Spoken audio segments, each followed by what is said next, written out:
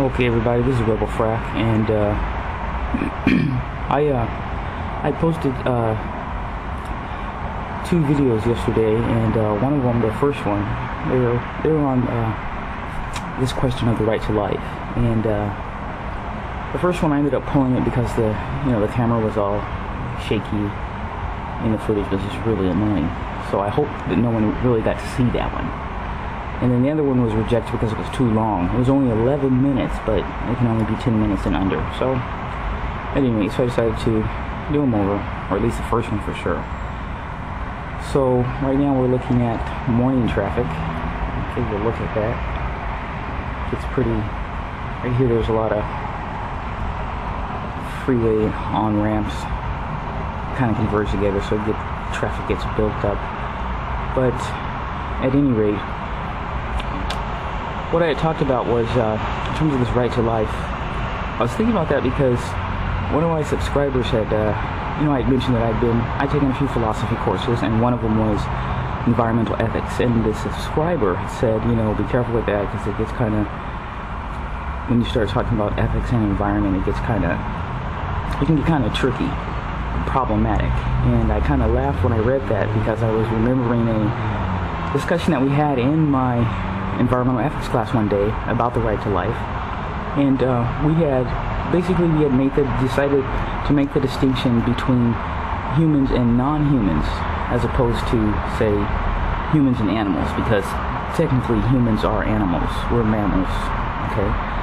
So we decided on that, and then we had talked about and discussed, the right to life, and we were pretty much of the, in agreement that everyone has the right to life. Anyone that has a life has the right to it, And then we went on to talk about the value of life, intrinsic value, and who gets to determine which lives are valuable.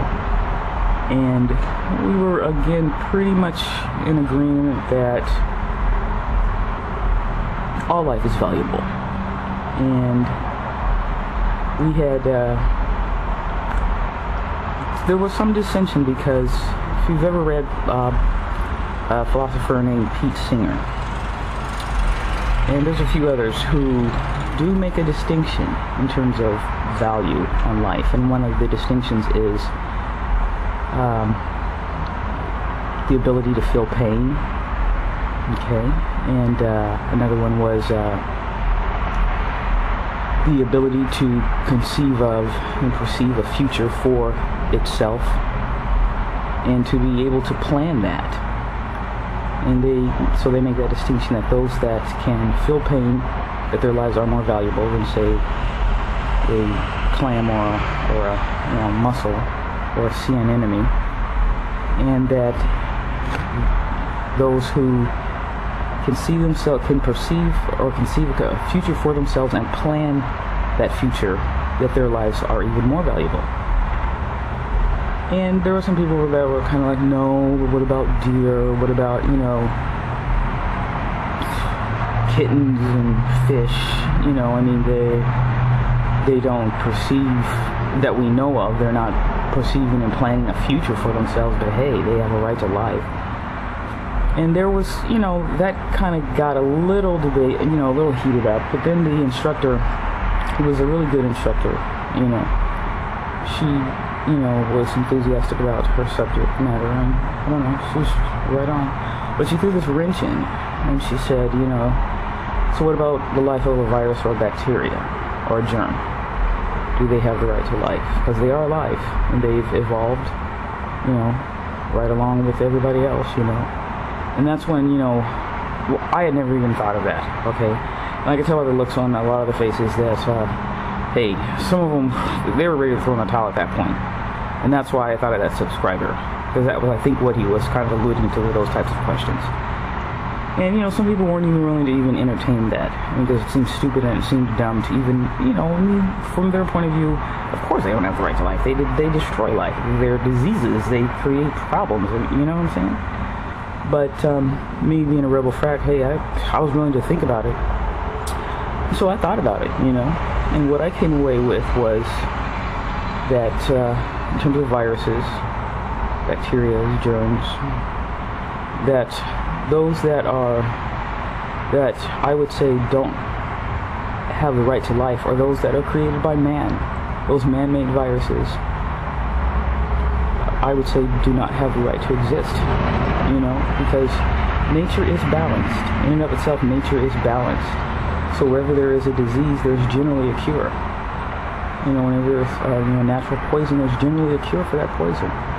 And a lot of times my understanding is that sometimes the poison in smaller doses is the cure, Now, I'm not a virologist, okay, so I do not know the particulars of that, but that's what I've heard. And nature, again, it's balanced. And so, when you look at things like something like poison oak or poison ivy, there's generally within the vicinity of poison oak is its counterpart. And in the United States, I think it's a mugwort. But my point is that nature is balanced. And so, when man introduces ourselves into nature and tries to take over, that's generally when problems arise. And so that is how I make that distinction. And looking at value and who gets to decide whose life is more valuable, that is something that humans do, and sometimes I don't think that we have the right to do that, And so that's really one of the questions that I was thinking of, which led me to, again, thinking about viruses and just how we have eradicated a lot of those diseases, which allows us as humans to live longer, healthier lives. And is that good or is that bad? And I don't know if anyone ever got to see a movie. It just came out. It was called, it was a remake. It was The Day the Earth Stood Still. And this adaptation was with Keanu Reeves. And I wouldn't see it because, I've seen some of his movies and I like them. And I knew immediately what it was going to talk about. There was a part where these globes go across the Earth. And when it showed one of the globes land in kind of a marsh-like area, and a frog leaped out, I knew exactly what the theme of this movie was going to be about. And lo and behold, I was right.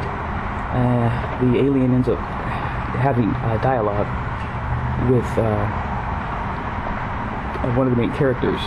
And they have basically decided, one of the things that they say, I'm paraphrasing, but the alien was saying that there are not many planets in the universe that can sustain life, and that this planet, Earth, is one of them, and that it has a wide variety of life, a wide variety of species. But one of the species, humans, is destroying the planet and destroying the other species. So it would be better for the human race as a species to be eradicated so that the other species can live.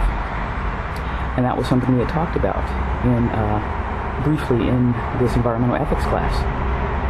And because we as humans, we have our role as a leader among species on the planet is very short. But we have done more damage, you know what I'm saying? And so I enjoyed that movie because of that, because the environment is something that I feel strongly about. But just be interesting to get your opinions on that, what you think about life and the value of life, and who gets to decide whose life is more valuable, and how they get to implement that if we decide that someone can make that call.